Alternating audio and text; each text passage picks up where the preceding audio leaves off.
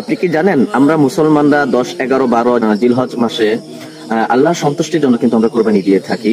অপরদিকে কিন্তু এই ঠিক একই সময় জাদুকর বা শয়তান পূজারকরাও কিন্তু তারাও কোরবানি দিয়ে থাকে, কিন্তু তাদের উদ্দেশ্যটা কিন্তু সম্পূর্ণ ভিন্ন। তারা কিন্তু শয়তানকে খুশি করার জন্য কোরবানি করে থাকে। আর তারা কেনই বা এই সময়ই তারা কোরবানি করে থাকে? তাদের উদ্দেশ্য হচ্ছে যে আমরা মুসলমানরা যখন কোরবানি দেই আল্লাহর সন্তুষ্টির জন্য, তারা কিন্তু এই সুযোগটাকে বা এই সময়টাকে কাজে লাগিয়ে তারা শয়তান এবং বিভিন্ন অদৃশ্য আত্মার নামে তারা কোরবানি দিয়ে থাকে, আল্লাহকে রাগান্বিত করে। এর দ্বারা তাদের একটা ফায়দা হয়, দাজ্জালের অনুসারী যারা আছে তারা কিন্তু শয়তান পূজারক করে, শয়তানকে আয়ত্ত করে এবং তাদের জাদুবিদ্যাকে আরো শক্তিশালী করে। আর বিশেষ করে জাদুকরদের 2টা দিন কিন্তু নির্দিষ্ট করা থাকে যেই সময় তারা কিন্তু জাদু করে থাকে, শনিবার এবং মঙ্গলবার।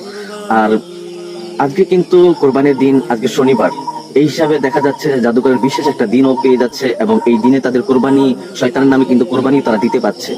তো সেই হিসাবে আমাদের কিন্তু সতর্ক থাকতে হবে।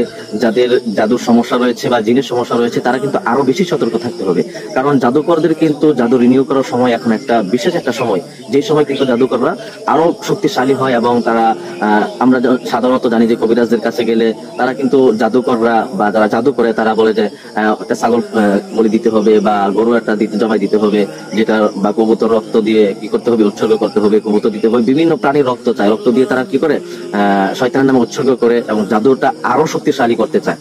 তো এই সময়টা বিশেষ করে তাদের কাছে একটা শক্তিশালী সময় এবং তারা এটার মাধ্যমে জিন এবং জাদুকররা তারা শয়তানের দাজ্জালের পূজারি করে আরো শক্তিশালী অর্জন হয়ে যায়। জিনদেরকে তারা আয়ত্ত করাটাই মনে করে তাদের এটা একটা বিরাট একটা শক্তি। জিনদের মাধ্যমে তারা অনেক খবর জানতে পারে বা বিভিন্ন জিনিস তারা জানতে পারে, সেই হিসাবে তারা কি করে এই জিনদেরকে আয়ত্ত করাটাকেই তারা মহৎ একটা কাজ মনে করে এবং জাদুবিদ্যাকে তারা আরো ভয়ঙ্কর করে তোলে। তো আমাদের কাজ হচ্ছে যারা কোরবানি দিব তাদের একটা আমল সবসময় করে যেতে হবে এবং কোরবানির যেই রক্তগুলো আছে, তারপরে হাড্ডি আছে, এই ক্ষেত্রে কিন্তু আমরা বিশেষ একটা সতর্কতা অবলম্বন করবো। কারণ হচ্ছে তারা কিন্তু হাড্ডির মধ্যে কিন্তু বিভিন্ন মন্ত্র লেখে, এই হাড্ডি দিয়ে তারা কিন্তু জাদু করে। হাড্ডিগুলো কিন্তু আমরা মাটিতে পুঁতে রাখবো অথবা হাড্ডিটা 2 টুকরো করে ফেলবো, যাতে করে এই হাড্ডিটা তারা আস্থা না পায়। কারণ আস্থা পেলেই তারা করবে কি, এটা দিয়ে তারা জাদু করবে বা বিভিন্ন স্তরতে তারা খারাপ উদ্দেশ্যটা ব্যবহার করবে।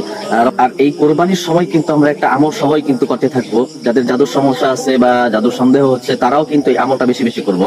যে কোরআনে একটা আয়াত আছে, কুল ইন্না সালাতি ওয়া নুসুকি ওয়া মাহইয়ায়া ওয়া মামাতি লিল্লাহি রাব্বিল আলামিন। এটা কিন্তু আমরা বেশি বেশি পড়বো। এর দ্বারা কিন্তু জাদুর যে প্রভাবটা আছে সেটা কিন্তু আপনার উপর প্রয়োগ হতে পারবে না এবং যাদের সন্দেহ আছে তারাও কিন্তু এটা বেশি বেশি করবো।